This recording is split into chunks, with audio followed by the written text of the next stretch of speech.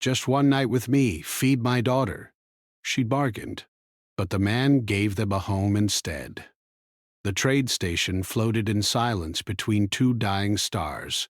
Its metal skin was old and dark, patched many times like a wounded animal that refused to fall. Inside, the air smelled of oil, cold metal, and hunger. People moved fast through the wide halls, eyes low, hands close to their pockets.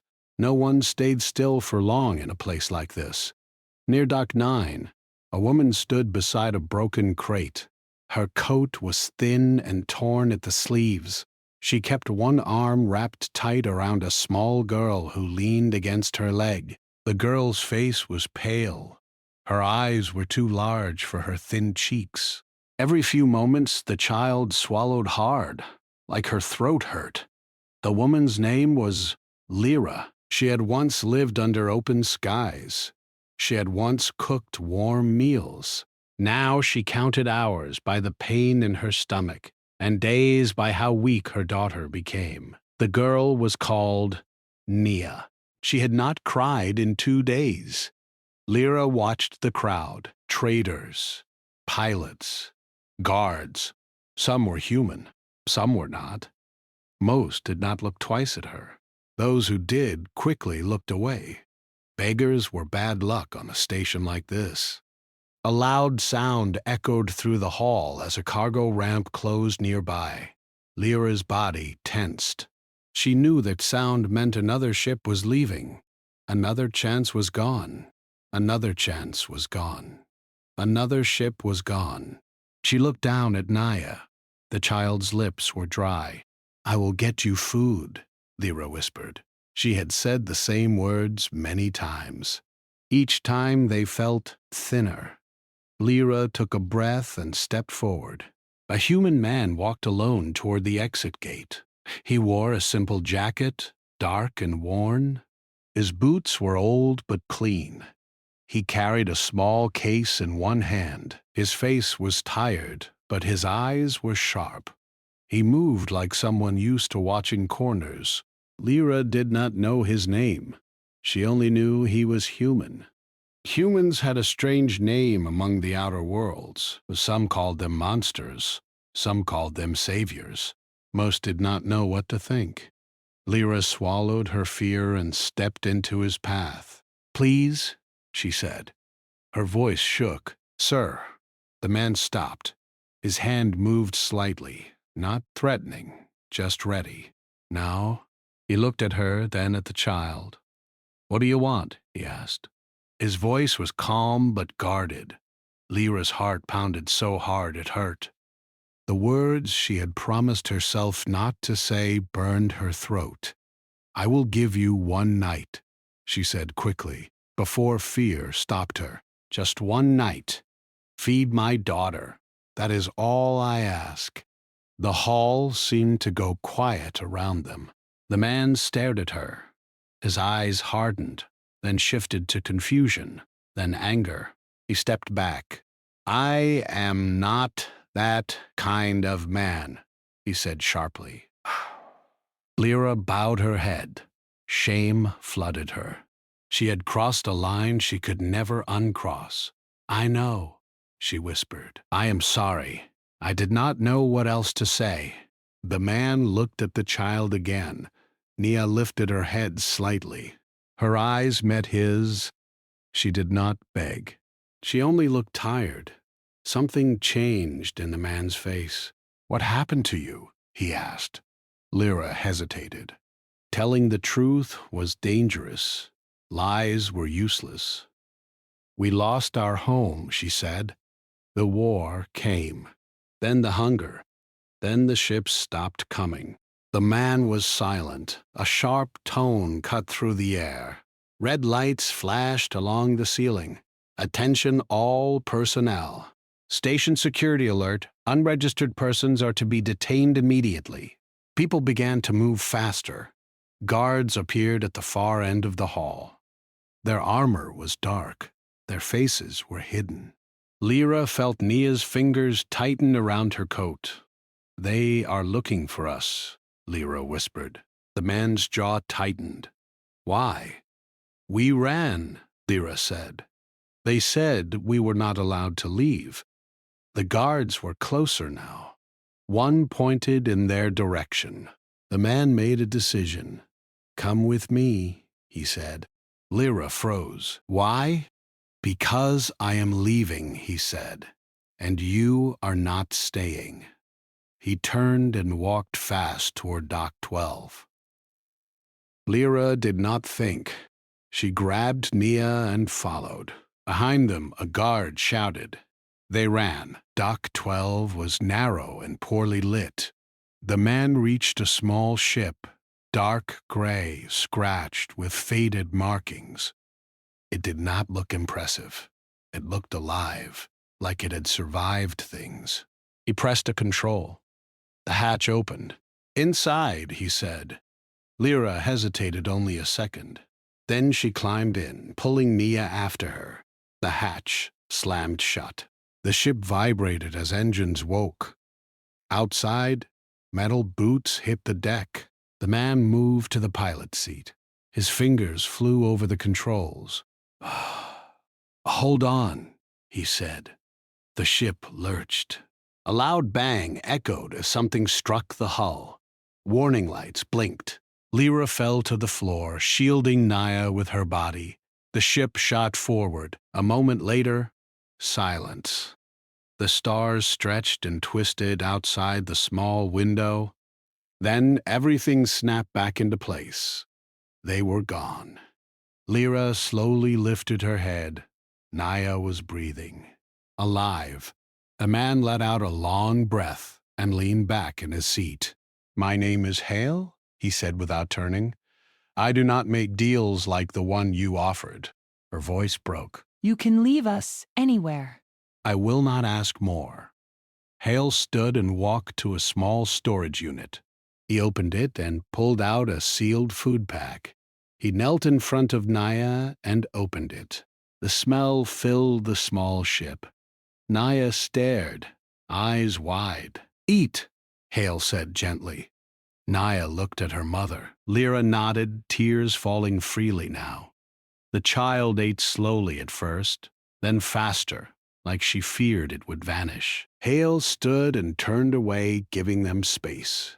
After a long moment, Lyra spoke. Why did you help us? Hale did not answer right away. Because no child should beg on a station, he said finally, and because humans made a promise once. Lyra did not understand, but she did not ask. The ship flew on, deeper into the dark. Far behind them, the station shrank into nothing, and unseen by any of them, a signal pulsed quietly through space, following the path of Hale's ship, waking things that had been asleep for a very long time. The small ship moved through empty space, leaving the trade station far behind. Stars stretched like silver threads across the black sky. Inside, the metal walls vibrated lightly from the engines. The air smelled faintly of food and oil. Lyra sat on a hard bench, holding Nia close. The child's stomach was full, but she still looked small, fragile, like she might disappear in the dark if anyone looked too closely. Hale worked at the controls.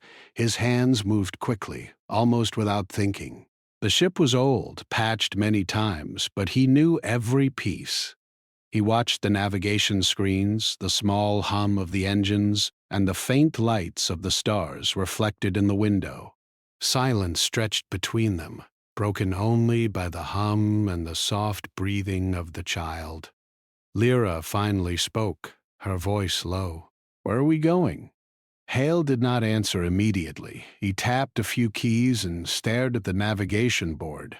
Somewhere no one will follow us, he said finally. Somewhere we can hide for a while. Why are you helping us? Lyra asked again, though she had promised herself she would not ask. The words felt like a key she could not turn. Hale did not look at her. Because no one should be hunted like that, he said. Because humans protect those who cannot fight. Lyra swallowed. She did not know if he meant all humans or only himself. She did not ask. Nia shifted in her mother's lap. Her eyes were heavy, but she still watched the stars. Hale glanced at her once, just enough to notice, and then returned to his work. The ship rattled slightly as it passed through a small field of debris. Hale moved with care, avoiding the sharp pieces of metal. Hours passed. Lyra did not speak. She watched the stars, counting them one by one in her mind. She tried not to think about the people looking for them, the guards, the war, the hunger. She focused on Nia and the gentle hum of the ship, trying to make the fear stay outside. Suddenly, an alarm beeped sharply from the control panel. Hale's fingers flew over the controls. A red light flashed. "Engine 1 is overheating," he muttered. "We are not out of danger yet." Lyra's stomach sank. What happens if it fails? Hale's jaw tightened. "We either fix it or we crash. I will try to fix it." His voice was calm, but there was tension in his movements. He opened a small panel, wires and circuits exposed. He worked quickly, reconnecting loose pieces, checking every connection. Sparks flew briefly, but he did not stop. The ship trembled, and Lyra gripped Nia tighter. Minutes felt like hours. The alarm did not stop. The ship shook again, violently this time. Hale's hands moved faster. He muttered words under his breath, words that meant nothing to Lyra but carried power in his tone. Finally, the alarm quieted. The engine was stable again, but the strain showed on Hale's face. "For now," he said. "We are safe for now." Lyra exhaled, relief washing over her. Nia rubbed her eyes and leaned against her mother. "Will we have to run forever?" the child whispered. "No," Lyra said softly. "I think we will find a place." She did not know if she truly believed it. All she knew was the warmth of the food and the quiet hum of the ship, and that it was enough for now. Hale finally looked at them. His eyes were sharp, studying. "I need to tell you something," he said. "You are not the first to be hunted. You are not the first to be abandoned. There are others. Survivors out there, but finding them is dangerous." Lyra listened closely. Her heart lifted slightly at the word survivors. Hope was a dangerous thing, but it was better than despair. "Why did they hunt us?" she asked. "We did not fight anyone." "They blame humans for what happened," Hale said. "The war, the borders, the lost colonies. You were in the wrong place at the wrong time." Lyra's mind spun. "So they think we are dangerous?" "Not dangerous," Hale said. "Helpless. Easy to control. Easy to blame." He paused. "That is why we move fast and why we hide." The ship fell silent again. The stars outside moved slowly, and Lyra felt the ship tremble beneath her. She knew they were safe only because Hale chose it. No one else would care. The thought was frightening. Hours later, Hale stopped at a small console and typed quickly. Lights blinked across the panel. He checked the coordinates and nodded. "We are close," he said. "Close to a place few humans remember." "What kind of place?" Lyra asked. Hale's hands did not stop. "Old world. Abandoned long ago. Humans built it once, long before the wars. They called it a refuge. Farms, shelters, schools, everything they left behind." Lyra's eyes widened. "A home?" "Yes," Hale said. "If we are lucky." "Then we will stay there?" Nia asked. Her voice was tiny, but hope trembled in it. Hale did not answer immediately. He was focused on the screens, plotting the final course. Then he said, "We will try." The ship shuddered as it entered a jump corridor, the stars stretching into lines, turning into light and color. Lyra felt her stomach lurch. Nia clutched her arm tightly. Hale did not speak. The hum of the engines filled the small cabin. Suddenly, the lights flickered. A sharp bang shook the ship. Warning sirens screamed. The jump engine struggled. Hale cursed under his breath. "Hold on," he shouted. He pressed controls, rerouted power, and twisted switches. Sparks flew from a panel, and the ship tilted dangerously. Lyra and Nia fell to the floor, gripping each other. The stars outside swirled into chaos. Time seemed to stop. Then, with a violent jerk, the ship stabilized. The sirens quieted. Hale wiped sweat from his forehead. "We made it," he said, though his voice was tight. Lyra held Nia close. "We are safe? For now," Hale said. His eyes were still on the controls. "For now." The stars slowed. The corridor ended. Outside the window, a dark planet appeared. Its surface was rough and barren in some places, green and blue in others. Small shapes moved across it, though Lyra could not make out what they were. Hills, ruins, patches of forest, and empty plains stretched into the distance. Hale guided the ship down carefully. "We land here," he said. "This is the place humans abandoned long ago. Few remember it exists." The ship touched the ground with a soft vibration. Hale powered it down. Silence returned. Lyra slowly lifted Naya into her lap. The child blinked at the new world, eyes wide. "Do you think anyone else is here?" Lyra whispered. Hale shook his head slightly. "Maybe, maybe not. But if they are survivors like you." The three of them left the small cabin and stepped onto the dusty ground. The air smelled strange, faintly sweet and alive. Lyra breathed it in. Nia ran a few steps, then stopped, staring at a small building in the distance. It was old and broken, but it had doors and windows. A place to hide, to rest, maybe even to live. Hale followed slowly, keeping a hand near his side. "We are not safe yet," he said. "This planet is abandoned, yes, but there are things that watch. Things that have not forgotten humans." Lyra nodded, gripping Nia tightly. Then we stayed together. The wind carried a faint hum, like a machine sleeping beneath the ground. Lyra's heart beat fast. Hope and fear mixed together. The child tugged at her hand. "Let's go," Nia said. And so they moved forward into the quiet ruins, unaware of the eyes watching from shadows, unaware that the night ahead would test them all. But for the first time in many days, Lyra felt the warmth of something she had almost forgotten. Safety. They were not free yet, but for now, the stars had guided them to a new beginning. The planet stretched wide and quiet under a pale sky.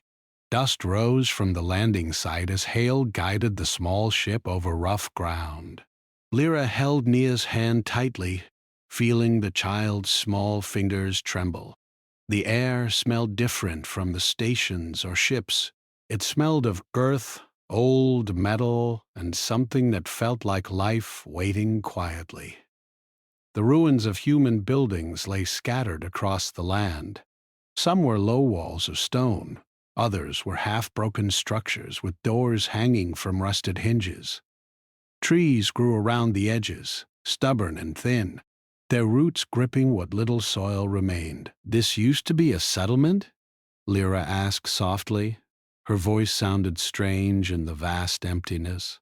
"Yes," Hale said. "Humans built this long ago. They wanted a safe place for families, farms, schools, workshops, everything you need to live."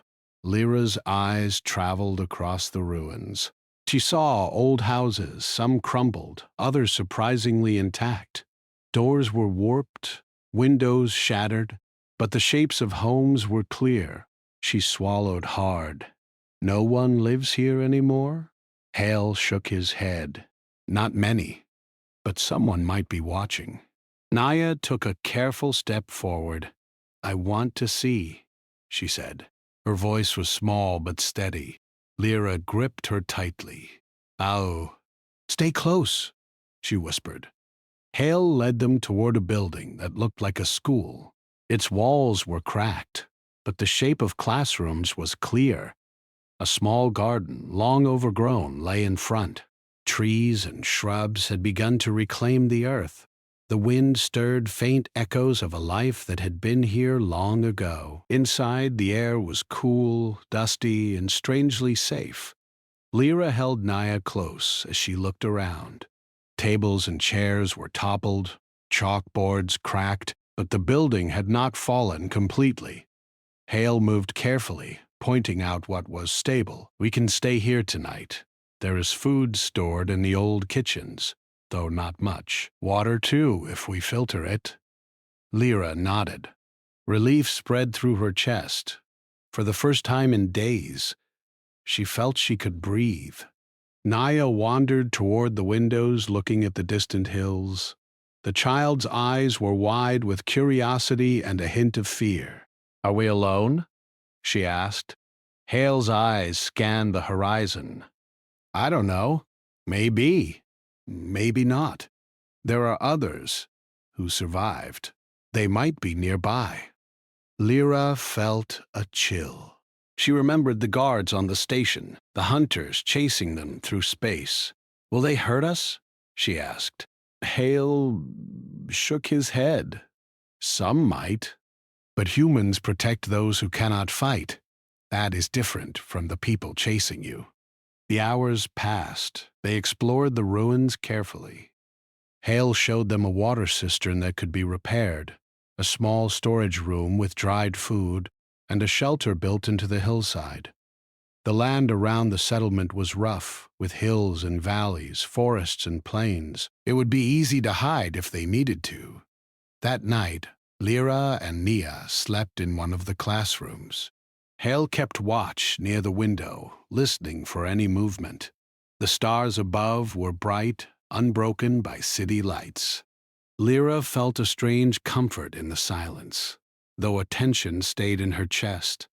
They were safe, but only for now. The next day, Hale decided to explore further. "We need to know what is here," he said. "If we stay, we must understand the land." Lyra and Nia followed, careful and quiet. They moved through more ruins, discovering the remnants of farms, old tools, and broken walls. Birds had returned to some areas. Small animals darted between stones. Life was trying to come back, though slowly. As they walked, Hale stopped suddenly. "Someone is watching," he said. He raised a hand. Lyra froze. Nia clung to her mother. They looked toward a cluster of trees and bushes. Shadows moved, just barely, like figures hiding behind trunks. Lyra's heart raced. "Who is it?" she whispered. Hale did not answer immediately. He raised a small mirror, reflecting the sunlight toward the shadows.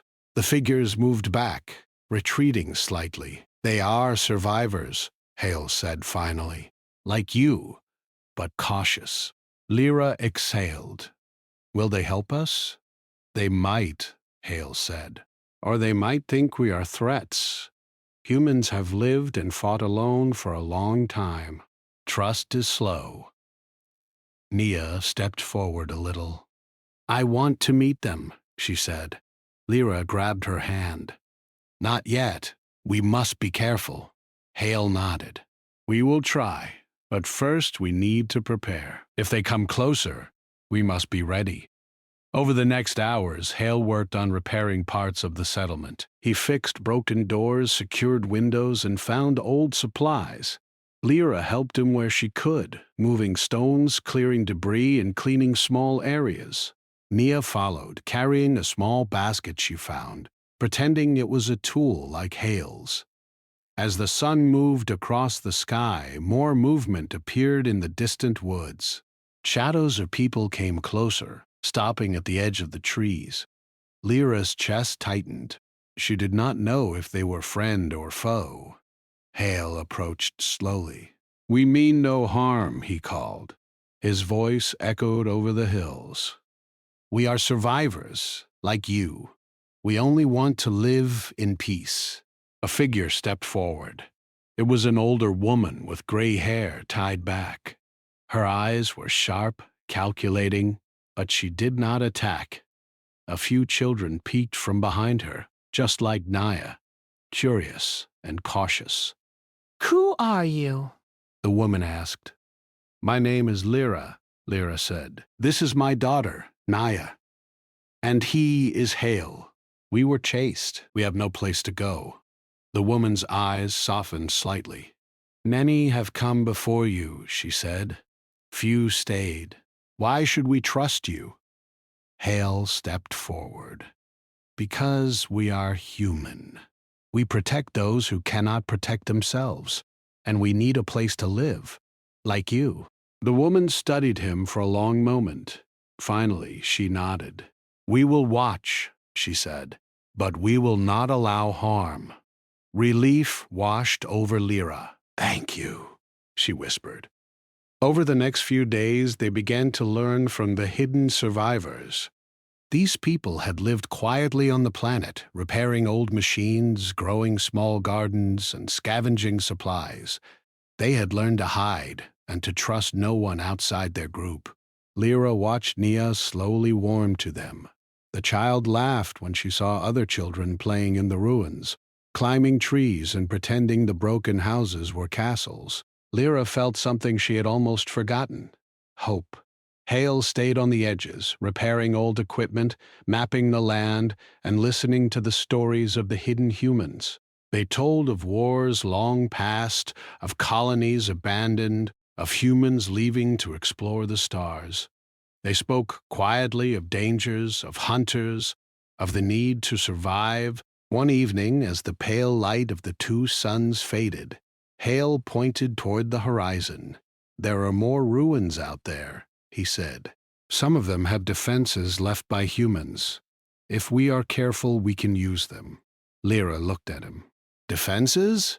"Yes," Hale said. "Machines that protect people, not weapons for war, but for survival. They wake when humans are near." Her heart beat faster.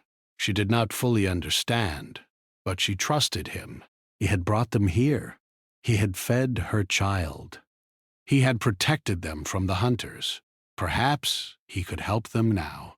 That night, as they slept in the classrooms, the distant trees whispered with the wind. Something moved quietly among the ruins, watching the new arrivals. The survivors were cautious, the machines were silent, and the planet waited. Lyra dreamed of open fields, of sunlight, of a place where her daughter could laugh without fear. Hale dreamed of the work ahead, repairing the old systems, waking the defenses, and keeping the child safe. Naya dreamed simply of play and food and warmth, unaware of the dangers that still moved across the planet. But the night was long, and even on a quiet planet, shadows do not sleep. Somewhere far off, an unknown watcher moved closer, drawn by the arrival of humans. The first test of trust and courage was about to begin. The sun barely touched the horizon as Hale, Lyra, and Nia moved carefully among the ruins. The small group of hidden survivors watched from the shadows, their eyes wary, their hands near tools and makeshift weapons. For days, Hale had been repairing old equipment, fixing water filters, and restoring the broken circuits of machines left by humans long ago. He had found a defense tower, its metal dark and scratched, and now he worked on it with careful precision. The air smelled of oil, dust, and old stone, and the wind carried faint echoes of the past. "This tower will protect us," Hale said, his hands busy with wires and panels. Sparks flew as he connected circuits that had not worked in decades. "It does not kill. It watches. It warns, and it gives us a chance to prepare." Lyra stood nearby, holding Nia close. The child's eyes were wide, curious and fearful at the same time. "Will it work?" she asked softly. Hale did not answer immediately. His hands worked steadily, but his eyes scanned the horizon. "It will," he said finally. "If we do everything right, we can survive what is coming."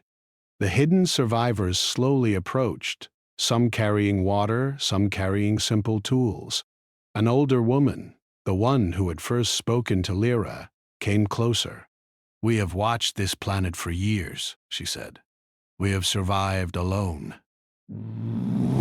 But humans who built these machines, they never meant for us to fight, only to protect." Hale nodded. "I know. I will not misuse it. We only need safety, nothing more." The woman studied him, then nodded slightly. "Then we will help. But be careful. There are others in orbit. They watch. They hunt." Lyra felt her stomach tighten. "They are coming here?" "Yes," Hale said. "They will not stop until they think you are gone. But this place, it can be a home, if we are smart."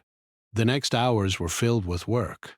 Hale, with the help of the hidden survivors, repaired old sensors, calibrated lights, and restored the small power plant that had once supplied the settlement. Lyra carried parts, cleared debris, and helped Nia gather small plants and seeds that had survived the long abandonment. The child smiled for the first time in days, feeling like she had a purpose, like she belonged. By evening, the defense tower was partially awake. Lights flickered along its panels, sensors hummed quietly, and the small machines moved slightly, scanning the surrounding area. Hale tested the systems carefully. "It will detect ships," he said. "It will alert us. It will give us time." Not all humans survived for nothing. These machines are proof. The hidden survivors watched with awe. Some whispered among themselves. "It works," one said. "After all these years, it works." Suddenly, a distant flash lit the horizon. "Oh!" Lyra jumped. Nia clutched her mother tightly. Hale's eyes narrowed. "They are here," he said. "Prepare yourselves. Do not panic. Trust the tower." The group moved quickly, taking positions near the buildings. Hale activated the tower fully. Lights glowed across the panels and faint mechanical sounds spread through the air. The defense system was old, but it had memory. It remembered humans and their purpose. A small fleet of enemy ships entered orbit. They were dark, angular, and fast. Their engines burned bright against the pale sky. Lights scanned the surface, searching for movement. Lyra's hands trembled as she held Nia. "They will take her," she whispered. "They will not," Hale said firmly. "Not while I stand here. Humans protect the helpless." The enemy ships landed troops. They were cautious at first, scanning the ruins, but soon they began to move toward the buildings. Lyra and the hidden survivors stayed silent. The defense tower activated, sending pulses of light and sound across the ground. Small drones rose from hidden places, not to attack, but to warn and guide. The enemy paused, unsure of the sudden activity. Hale moved among the people. "Stay inside," he said. "Do not be afraid. The machines are ours. We do not fight with them. We use them to survive." The older woman nodded. "We have not trusted humans in years," she said. "But perhaps you are different." Hale looked at her, then at Lyra and Nia. "I am human," he said, "and we protect our own. That is all you need to know." The enemy troops advanced cautiously, but the defense tower's lights swept the ground. Drones moved like shadows, creating illusions of humans in places where there were none. The enemy hesitated. One of their leaders called out, demanding the child be handed over. Lyra's heart sank. "They want her," she whispered. Hale stepped forward. "They will not have her," he said. "This child is under human protection. That is the rule. We do not trade lives." The enemy commander hesitated. The tower's lights shone brighter. sensors tracking every movement. The hidden survivors moved silently, ready to help, but not to fight. Hale activated a small communication device. "This planet is under human protection," he said. "We will not surrender. Leave now or face consequences." The enemy paused, unsure of what to do. The machines were old, but they were still powerful. Their systems activated in ways the attackers had not expected. Drones moved along the perimeter. Lights flashed and faint mechanical sounds echoed across the ruins. It was not a battle of weapons, but of will and strategy. Lyra held Nia close. She did not speak.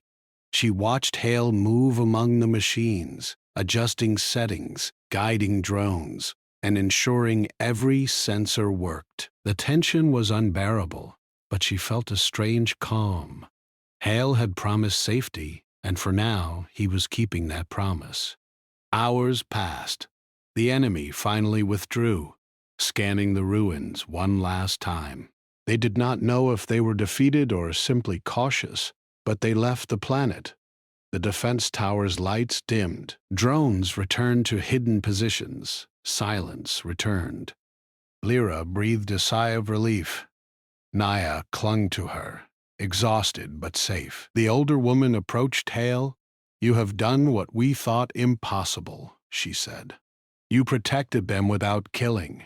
You have honored the humans who built these machines." Hale nodded. "This is how humans survive," he said. "We do not always fight. Sometimes we protect. Sometimes we rebuild. That is our strength." The hidden survivors began to come closer, offering food and water. They worked quietly, repairing small shelters, clearing debris, and tending to Nia. Lyra watched, overwhelmed with gratitude.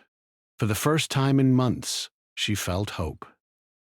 That night, as the pale light of the planet faded, Lyra and Nia slept safely in a repaired building. Hale kept watch near the tower, listening to the faint hum of machinery, feeling the pulse of the planet beneath his feet. The world was quiet, but alive. Humans had returned, and with them, the promise of safety. Somewhere in the distance, the wind moved through the ruins, carrying the echoes of the past. Lyra dreamed of a home where her child could grow without fear. Hale dreamed of the work ahead, repairing, protecting, teaching. Nia dreamed simply of warmth and food, unaware that the enemy might return, unaware of the systems keeping her safe. The planet had become more than ruins. It had become a place where humans could protect what mattered most.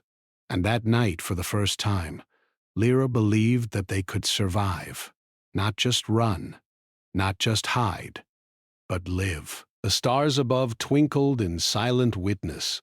The machines slept, ready to awaken if needed. And Hale knew that the enemy would return one day. But for now, humans had given these survivors a home, and that was enough. The sun rose slowly over the abandoned planet, casting long shadows across the ruins. Hale stood on the hillside, looking at the small settlement below. The defense tower glowed faintly in the early light, its sensors scanning the land for movement. Lyra and Nia slept inside one of the repaired buildings, safe for now, but Hale knew the calm would not last. The enemy had returned to orbit during the night. Their ships were larger this time, faster, and more numerous. Hale's jaw tightened. Humans had survived worse. Humans had always protected what mattered. He walked through the ruins with purpose, checking sensors, moving along the walls, ensuring every machine and every path was ready. The hidden survivors followed quietly, carrying tools, adjusting structures, preparing as Hale instructed. They did not speak much. Fear and hope mixed in their eyes. Lyra stood among them, holding Nia's hand. Her heart raced. She did not know what would happen next, but she trusted Hale. The enemy ships loomed above, their engines bright and humming. Small landing craft dropped toward the ruins. Hale adjusted a dial on the tower and small drones rose from hidden shelters. They moved like shadows, scanning the ground, projecting faint illusions of humans in places where no one stood. The enemy troops slowed, unsure, cautious. Hale moved among the people. Stay hidden. Do not leave the buildings. Trust the machines. And trust yourselves. We survive without killing if we are smart. The enemy commander called out from above. His voice echoed through the valley, demanding that the child be handed over.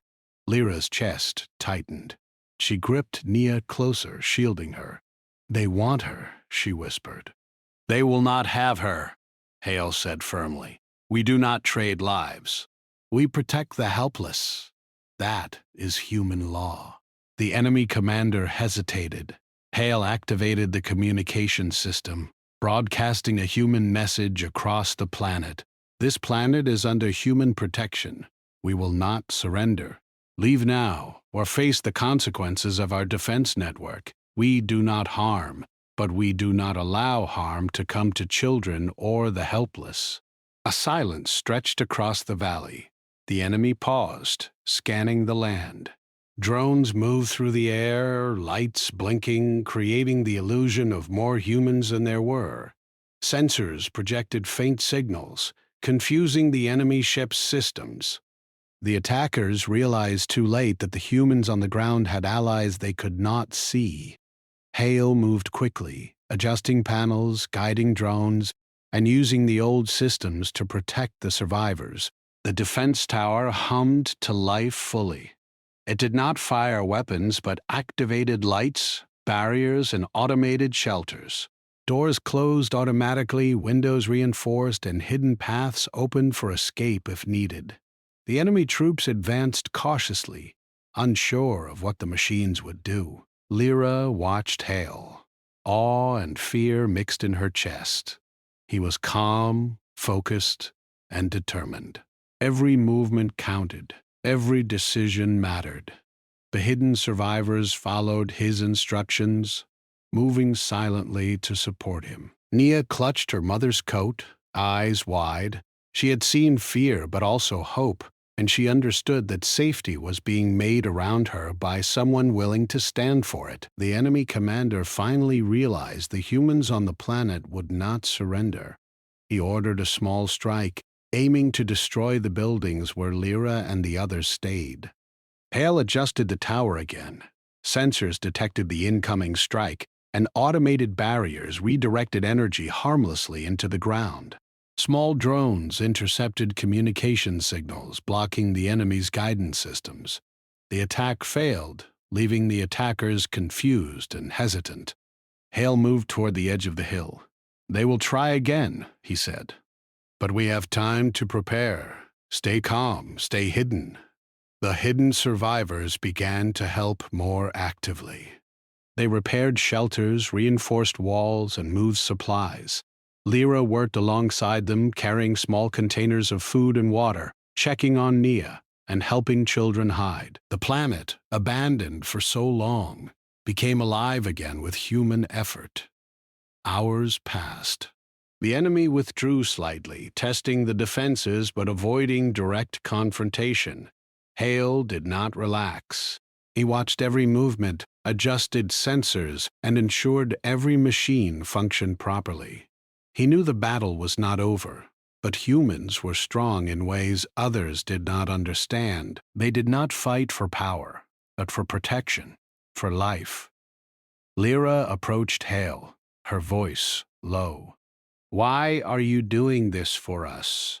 For me and Nia? Hale did not answer immediately. He adjusted a panel, then looked at her. Because humans protect the helpless. That is all that matters. You do not ask for a home. You ask for safety. We give more than what is asked. Lyra swallowed, tears in her eyes. You could leave us. You could go anywhere. I could, Hale said, but I do not. Humans do not leave those who need us. Not children. Not survivors. not anyone who cannot defend themselves. The day faded. The sun dipped behind distant hills. The enemy ship stayed in orbit, observing, hesitant to strike again. The survivors moved quietly, securing the settlement, organizing resources, and teaching each other how to use the old systems. Nia played with the other children, laughing for the first time since they had fled the station. Lyra watched her heart lightening. For the first time she felt that they could survive, not just hide. Hale stood at the edge of the settlement, looking at the horizon. The towers and machines hummed quietly. The enemies above were still a threat, but the humans on the ground were prepared. Strength did not come from weapons alone.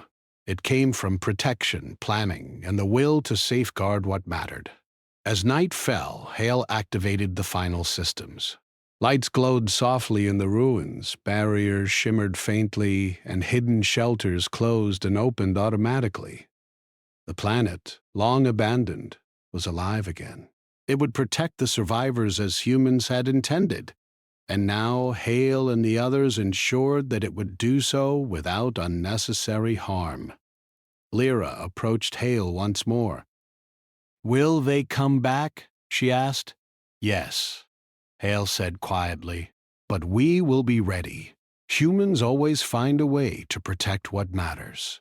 The child slept peacefully nearby, unaware of the battles and strategies. The hidden survivors whispered quietly, sharing stories of the past and of human strength. Lyra felt hope bloom inside her chest. For the first time, she imagined a future on this planet, a home where her daughter could grow without fear. And somewhere above, the enemy ships waited. They had underestimated humans. They had not understood that humans' greatest strength was not in fighting, but in protecting, in building and in caring for those who could not protect themselves. The night was quiet, but it was a quiet filled with strength. Hale, Lyra, Nia, and the hidden survivors rested, knowing that they had survived the first wave and that humans had returned to the galaxy, not as conquerors, but as protectors. The first light of dawn crept across the abandoned planet, painting the ruins in soft gold. Hale stood atop a low hill, looking at the settlement below. The defense tower glowed softly, humming with life, its sensors scanning the horizon for any signs of danger. Lyra and Nia were already awake, moving quietly among the hidden survivors who had begun tending to gardens, clearing rubble and repairing the old buildings. For the first time in months, the air felt safe, even peaceful, though Hale knew that true safety came from preparation and vigilance. The enemy had withdrawn, at least for now, deterred by the defense systems and the resolve of the humans on the ground. Hale had worked through the night, repairing machines, reinforcing shelters, and teaching the hidden survivors how to maintain the systems. They had learned quickly. Humans had a strange way of surviving, not through brute force alone, but through care, planning, and protection of what mattered most. Lyra carried a basket of water she had drawn from a repaired cistern. Nia followed, her small hands helping to carry bundles of seeds and tools. The hidden survivors worked quietly, watching the humans who had arrived as strangers but now seemed like a new family. Hale moved among them, giving instructions, adjusting equipment, and occasionally checking the sensors that reached far beyond the settlement. "Will they come back?" Lyra asked softly, standing near Hale as they watched the distant horizon. "They might," Hale said quietly. "But humans protect what matters. That is how we survive. That is how we ensure safety. We have prepared for them." Lyra nodded, holding Nia's hand. The child had begun to laugh more, chasing small animals through the ruins, exploring broken buildings, and pretending the stones were castles. Hale watched them with a faint smile. The smallest humans could carry hope in ways the strongest warriors could not. Hours passed. Hale guided the hidden survivors in repairing more structures, securing shelters, and planting crops in small gardens. The machines hummed and moved quietly, protecting the settlement and its people. The defense tower had become more than a system. It was a symbol. It represented the strength of humans, careful, clever, protective, and relentless in defense of the weak. From the sky above, distant signals reached the settlement. They were other humans, ships long thought lost returning to the planet after detecting the broadcast Hale had sent days earlier. The hidden survivors watched in awe as small figures moved across the land, landing ships at the edges of the ruins. Humans were coming not to fight, but to help. Hale guided the newcomers into the settlement. They carried tools, food, and supplies. They had maps, devices, and knowledge from worlds far beyond the planet. The hidden survivors greeted them cautiously, unsure if this was another threat.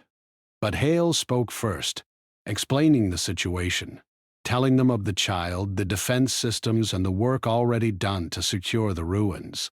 The newcomers nodded. They understood immediately. Humans always protected what mattered. They did not question the decision, only joined in the effort. Together, they repaired more buildings, fortified the perimeter, and created small shelters for all the survivors. Children played freely, women and men worked side by side, and the planet slowly came alive. Lyra walked among them carrying a small basket of food to the children. She felt a warmth she had not felt in years.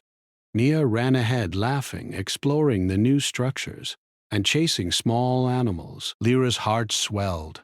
For the first time, she could imagine a life without fear. A life where her daughter could grow up safe, among people who cared. Hale moved through the settlement, checking the defenses, coordinating work, and quietly observing. He understood that the enemy might return someday, but he also knew that humans had survived far greater threats. The planet was no longer abandoned. It was a home. It was a place of safety and growth. Goa. As night fell, the settlement glowed softly. Light shone from the repaired buildings. Small fires flickered in safe areas, and the hum of machinery filled the air. Hale stood near the tower, looking at the stars. Far beyond, enemy ships might still patrol, but they would find a world ready for protection, a world where humans had returned to defend what mattered. Lyra approached Hale, holding Naya. The child yawned, tired from play but happy. "Thank you," Lyra said, her voice soft. "You gave us a home." Hale looked at her, then at Nia. "You did not just ask for food or safety," he said. "You asked for hope. Humans do not give only what is asked. We give more. That is who we are." The hidden survivors gathered nearby, watching silently. Some smiled, some whispered to each other about the strength of humans. All of them began to feel something long forgotten: trust. The night deepened. The stars shone brightly, unbroken by city lights. The planet seemed alive, its ruins transformed into a village of light, life, and protection. The machines rested quietly, ready to awaken if needed, and the humans in the settlement slept, knowing that they had done all they could to survive and protect each other. In the days that followed, the settlement grew stronger. Gardens flourished, shelters were repaired completely, and new structures were built using knowledge the returning humans had brought. Children laughed and learned, guided by survivors who had lived quietly for years. Adults shared work, stories, and hope. Lyra often walked with Nia, showing her the gardens and teaching her about the tools humans had left behind. Nia listened eagerly, learning not just about survival, but about the strength and care that humans carried within them. Hale continued to maintain the defenses and train the survivors. He taught them how to repair machines, grow crops, and watch the skies. They learned to trust, to care, and to protect each other. The planet, once abandoned, became a true home, One evening, Hale stood on the hill looking at the settlement below. The lights glowed softly. Children laughed. Survivors worked. Nia played in the garden. Lyra smiled. Humans had returned, not as conquerors, not as fighters, but as protectors. They had rebuilt, restored, and created a home from ruins. Hale knew that other worlds were watching, hearing the story of humans who protected the helpless. They would see that humans were dangerous only when they threatened what was important, but gentle, caring, and relentless in defense of those who could not protect themselves. The night was quiet. The planet slept peacefully. The machines rested, ready to awaken. The stars shone above. Hale, Lyra, Nia, and the hidden survivors had finally found safety, strength, and a home. And in that quiet, warm light, Lyra realized something she had not known she could feel. She was no longer afraid. Her daughter could grow, play, and live freely. Hale, the humans who had returned, and the hidden survivors had given them not just life, but hope. The story of survival, courage, and human care was not over. It would spread to other worlds, inspiring those who watched, teaching them that humans were strongest not in war but in protection. For Lyra, Nia, and everyone on the planet, the future was no longer uncertain. The stars above promised new beginnings, new friends, and new life. Humans had returned, and they had given the world a home. The night deepened, and on that quiet planet the first true peace in decades settled over the ruins. Children slept without fear. Survivors rested. Hale stood watch, proud and calm. The planet was alive again. Humans had returned, and this time they had brought hope.